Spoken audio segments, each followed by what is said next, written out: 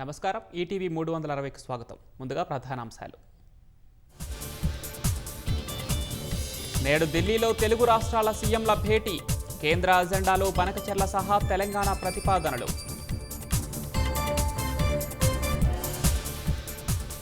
Open ప్లాట్లు, ప్రధాన నగరాల్లో భవనాలు.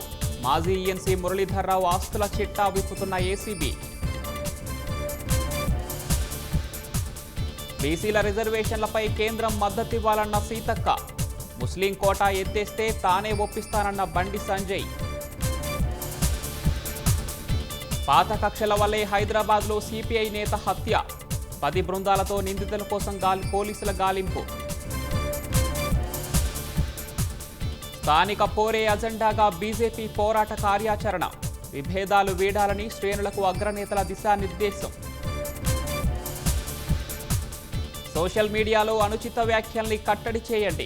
మార్గదర్శకాలు రూపొందించాలని కేంద్రానికి సుప్రీం ఆదేశం. ట్రంప్ టారిఫ్ అల్టిమేటంపై బెదిరేది లేదన్న రష్యా. అదనపు ఆంక్షలనైనా ఎదుర్కొనేందుకు సిద్ధమని ప్రకటన.